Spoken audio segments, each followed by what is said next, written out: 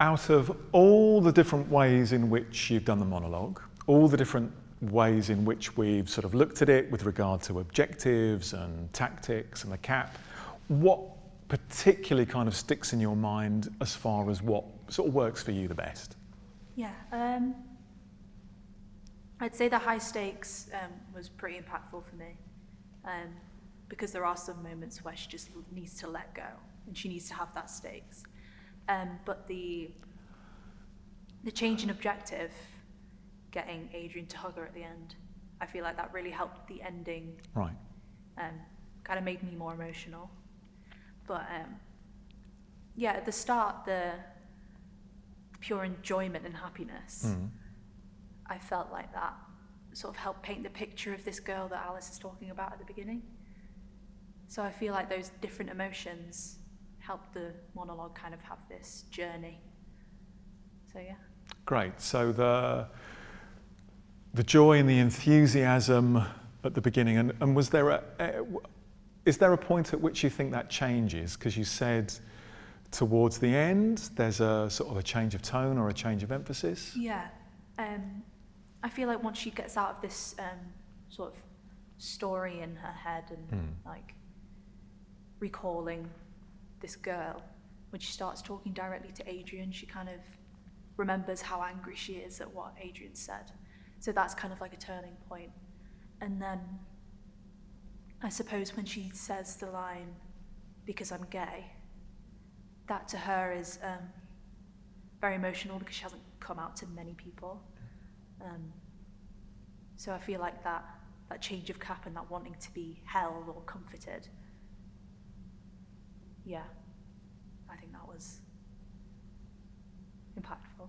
Okay, so what we're going to do is you're going to do the monologue once more, but trying to integrate those choices you've now made. Okay? Yeah. Great, brilliant. So,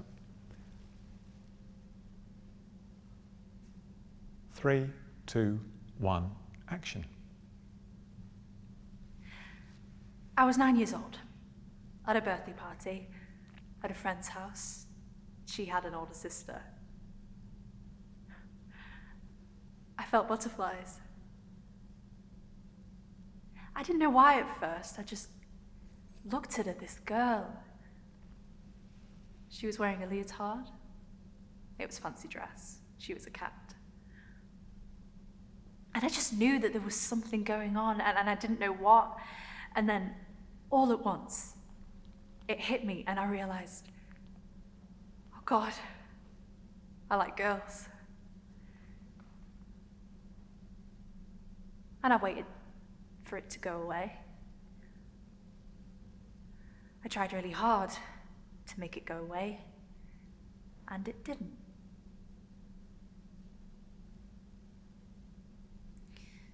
And even when I was going out with boys, when I went out with Josh, I couldn't say it, but I knew deep down that I liked girls. I like girls. I like girls. And I've always liked girls. And I still like girls, so who are you to tell me that I don't? When I've accepted everything that you've said to me. You want to be a man? Fine. You need to change your name? All right then. You want to wear these clothes and lift these weights? Whatever. I've accepted that because it's what you want, what you need, who you are. Fine. And I've tried to change.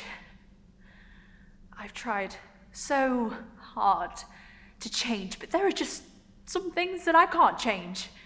Some things that I don't want to change because they're part of who I am.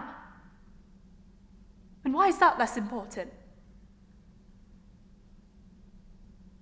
Why do I just have to stand aside and deny all that because you're going on your own personal journey?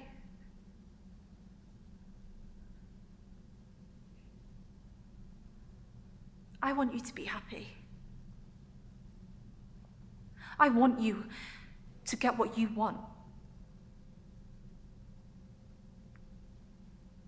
But what you want is to kill the person that I love and replace them with someone that I don't. Someone that I can't. Because I'm gay.